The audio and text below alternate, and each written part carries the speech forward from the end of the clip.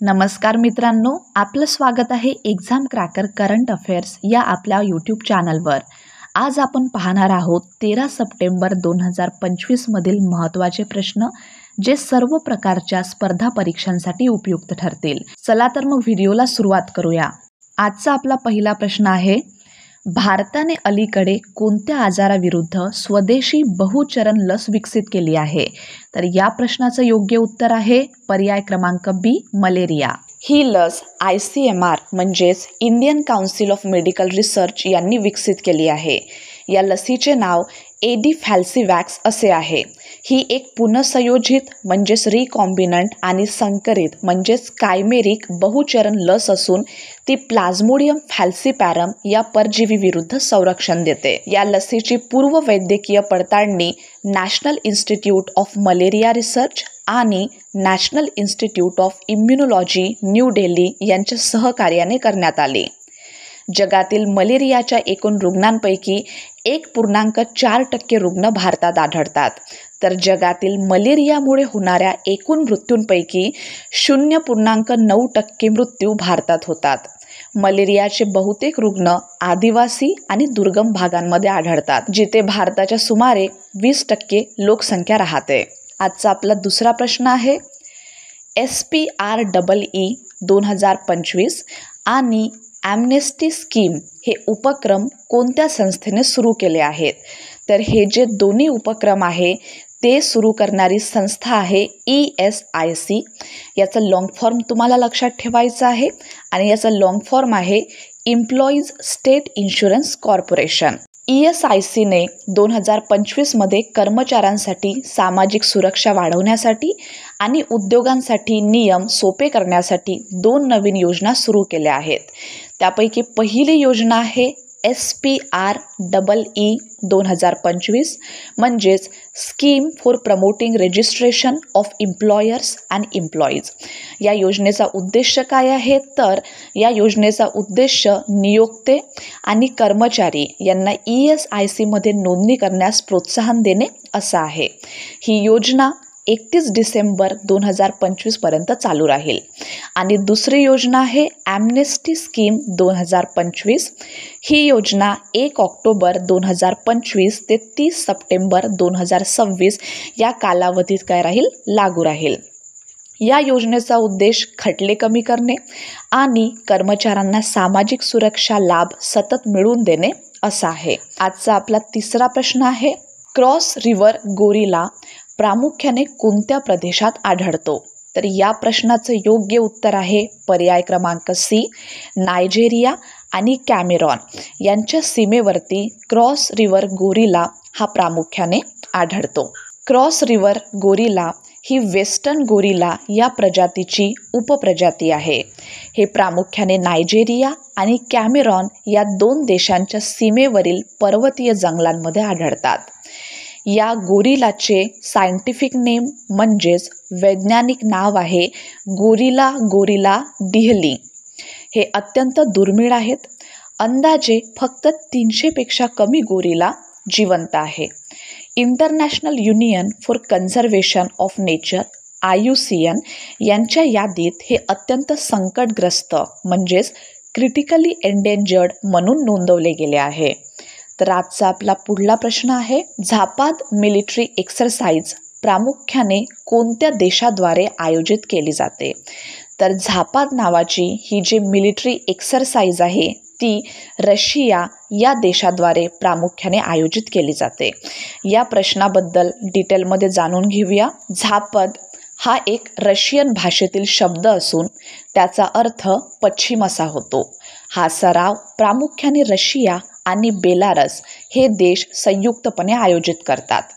आता हा सराव आयोजित करण्यामागे नेमका काय उद्देश आहे? तर पहिला उद्देश असा की पश्चिम सीमेजवळील सुरक्षा बळकावणे, दुसरा संभाव्य शत्रूंच्या हल्ल्याला प्रत्युत्तर देण्यासाठी सज्जता तपासणे आणि तिसरा दोन्ही देशातील लष्करी दलांमधील समन्वय व सहकार्य वाढवणे. झापद सराव प्रत्येक 4 वर्षांनी एकदा आयोजित केला जातो.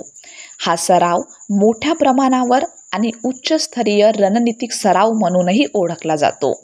हा सराव नाटो म्हणजेच नॉर्थ अटलांटिक ट्रिएटी ऑर्गनायझेशन या देशांच्या हालचालींना प्रत्युत्तर म्हणूनही पाहिला जातो. प्रश्न 5वा, एकात्मिक हवाई संरक्षण प्रणाली हा कोणत्या मिशनचा भाग आहे? तर एकात्मिक हवाई संरक्षण प्रणाली हा मिशन सुदर्शन चक्र म्हणजेच पर्याय क्रमांक बी या मिशनचा एक भाग आहे. DRDOने एक नवीन हवाई संरक्षण प्रणालीची यशस्वी चाचणी केली आहे. ही योजना पंतप्रधान नरेंद्र मोदी यांनी जाहीर केलेल्या मिशन सुदर्शन चक्र या प्रकल्पाचा भाग आहे. ही प्रणाली सन 2035 पर्यंत पूर्णपणे सुरू करण्याचे उद्दिष्ट येथे ठेवले आहे.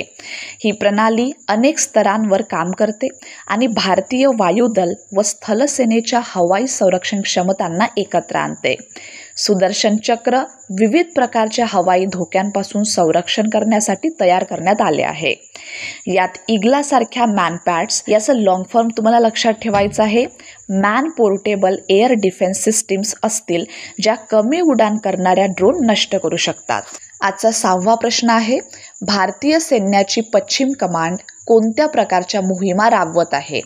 तर या प्रश्नाचं योग्य उत्तर आहे पर्याय क्रमांक बी, मानवतावादी मदत व आपत्ती निवारण मोहिमा. HADR म्हणजेच humanitarian assistance and disaster relief. मराठीमध्ये याचा अर्थ जाणून घ्या. मानवीय मदत व आपत्ती निवारण मोहीम. इंडियन आर्मी, इंडियन नेव्ही आणि इंडियन एअर फोर्स यासारख्या भारतीय सशस्त्र दलांकडून या मोहिमा राबवल्या जातात. तसेच सरकार, स्वयंसेवी संस्था व आंतरराष्ट्रीय मानवी संस्था यासुद्धा यामध्ये सहभागी होतात. याचे उद्दिष्ट जाणून घेऊया.